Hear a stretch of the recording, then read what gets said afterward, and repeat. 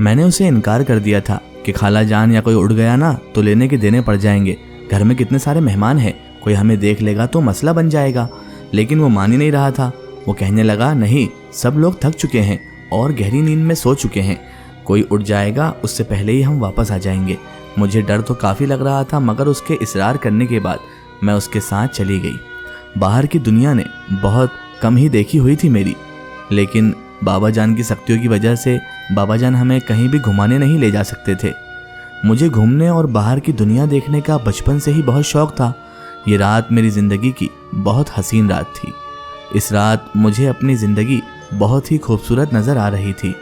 मैंने उस रात से पहले इतनी खूबसूरत दुनिया नहीं देखी थी जो कि इस रात में मुझे नज़र आई। हम काफ़ी देर तक बाहर रहे, इतनी देर के आसमान में अब सूरज की रोशनी हल्की हल्की नज़र आने लगी थी। मैंने शहजाद से कहा, अब यहाँ से चलो, थोड़ी देर में अजान होने वाली है, कोई ना कोई नमाज के लिए ज़रूर उठ जाएगा। अब हमें यहाँ से चलना ज़रूरी है शहजाद, घर चलना चाहिए, क्योंकि हम दोनों वापस नहीं गए तो सब उठ जाएंगे और हमारा पर्दा फाश हो जाएगा। उसके बाद शहजाद ने मेरी बात मान ली और हम दोनों वापस चले गए। अगली सुबह राहिमीन की शादी थी। जैसे ही सब लोग चाय नाश्ते से फारिग हुए तो खाला जान हमारे कमरे में आई और कहने लगी, लड़कियों, आज ज़रा सी भी लापरवाही नहीं चाहिए मुझे, अभी से अपनी तैयारी शुरू करो। और पता है ना तुम लोगों को कितना टाइम लगता है तैयार होने में। और मुझे कहने लगी, नूरी, अपनी अम्मी को फ़ोन करो, कब आएंगी वो। खाला जान के याद दिलाने पर मुझे याद आ गया कि अम्मी अभी तक क्यों नहीं आई, और डर लगने लगा कि कहीं अब्बू मेरे यहाँ रुकने पर अम्मी से गुस्सा तो नहीं हो गए। मैंने अम्मी जान के नंबर पर कॉल की और उनसे पूछा कि अम्मी आप अभी तक क्यों नहीं आई। मेरे पूछने पर उन्होंने बताया कि बेटा, मेरी तबीयत ज़रा ठीक नहीं है, रात की थकावट है, मैं ज़रा लेट हो जाऊंगी। अपने खाला जान को बता देना, जैसे वो मेरा इंतज़ार ना करें। जैसे ही मेरी तबीयत ठीक हो जाएगी मैं खुद ब खुद आ जाऊंगी बेटे, तुम लोग परेशान मत होना। मैंने फ़ौरन ही अम्मी से कहा, अम्मी अगर मेरी ज़रूरत है तो मैं घर वापस आ जाती हूँ, कहीं आपकी तबीयत ज़्यादा तो ख़राब नहीं है। और अब्बू तो गुस्सा नहीं हो रहे थे, प्लीज़ सच से मुझे बताएं क्या बात है अम्मी। मुझे परेशान देखकर फ़ौरन ही वो कहने लगी कि नहीं नहीं बेटा, तुम्हारे अब्बू गुस्सा नहीं हुए थे, मैंने उनको समझा दिया था, तुम परेशान मत हो। ठीक है, अब फ़ोन रखो और जाओ राहिमीन के पास, उसको किसी चीज़ की ज़रूरत होगी तो तुम्हें ही बोलेगी ना, उसको किसी चीज़ की ज़रूरत ना हो, जल्दी से जाओ, उसका ख्याल रखो, ख़ास ख्याल रखना अपनी बहन का। जी जी अम्मी, मैं बहुत ख्याल रख रही हूँ, उसका बहुत ज़्यादा ख्याल रखूँगी। आपको यकीन नहीं आता तो मैं उसको फ़ोन देती हूँ, आप खुद ही उससे बात कर लें, आप खुद ही पूछ लें अम्मी कि मैं उसका ख्याल रख रही हूँ या नहीं रख रही हूँ। बहरहाल अम्मी ने बोला, इसकी कोई ज़रूरत नहीं बेटा, मुझे तुम पर यकीन है। जैसे ही कॉल कटी तो मैं अपनी सोचों में गुम होने लगी कि तभी अचानक राहिमीन मेरे पास आई और कहने लगी, कहाँ खोई हो नूरी, कहाँ खोई बैठी हो, बताओ तो सही कि रात को कहाँ थी, कितना टाइम लगा दिया था, कहाँ गई थी।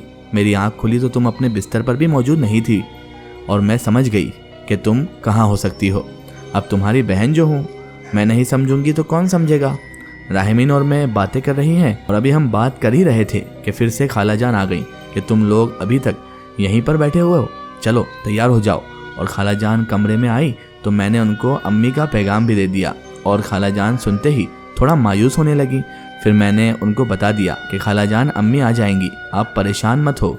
खाला जान भी थोड़ी घबरा रही थी और परेशान हो रही थी क्योंकि उनकी पहली औलाद की शादी थी और बेटी की शादी के टाइम जो माँ के दिल पर गुजरती है वो तो एक माँ ही समझ सकती है और ये दिलजोई सिर्फ बहन ही कर सकते हैं।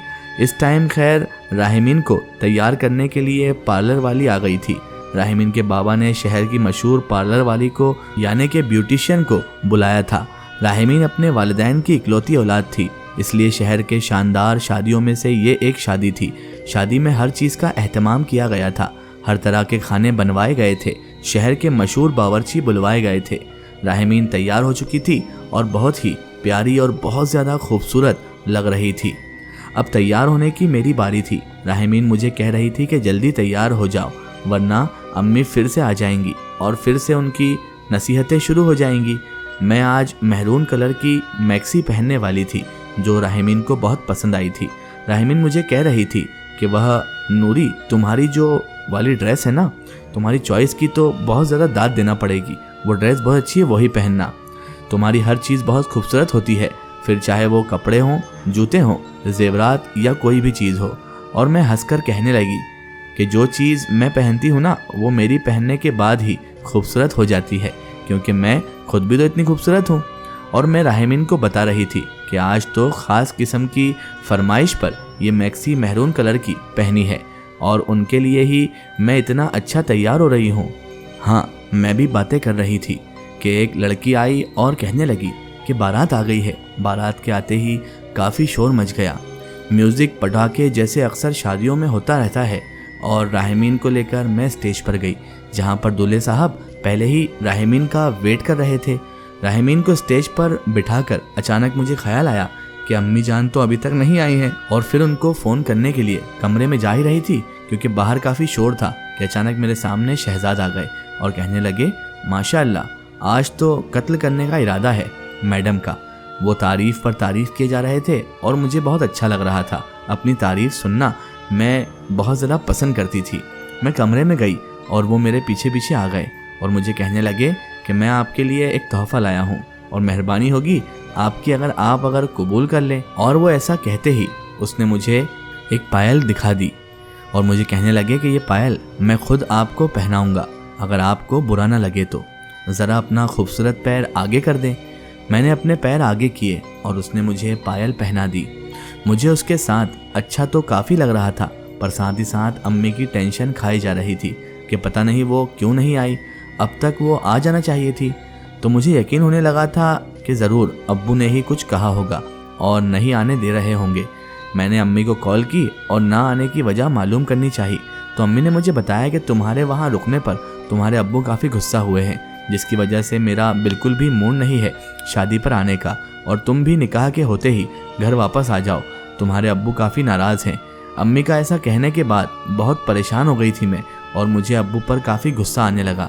میرا بالکل بھی شادی میں دل نہیں لگ رہا تھا شہزاد کے ساتھ، اور شادی میں کتنی خوش تھی سب کچھ میں بھول گئی۔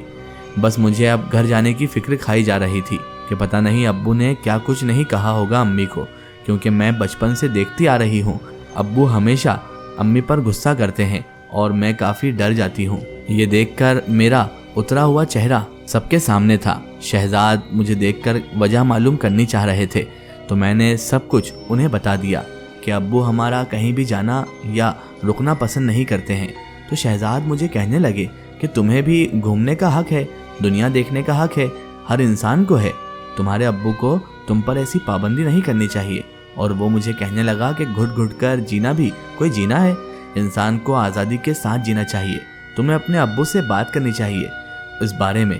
اس کی باتیں سن کر میں سوچنے لگی کہ شاید شہزاد ٹھیک ہی کہہ رہا ہے، اور میں نے فیصلہ کر لیا کہ اب ابو سے ضرور بات کروں گی۔ مجھے اپنی زندگی اپنی مرضی کے مطابق جینے کا پورا حق ہے۔ کب تک آخر میں ایسے گھٹ گھٹ کر جیتی رہوں گی؟ کب تک میں ابو سے ڈرتی رہوں گی؟ اور میں نے شہزاد کو بتایا کہ امی نے مجھے فوراً گھر بلایا ہے، اب ہم کیسے ملیں گے اور کیسے بات کریں گے؟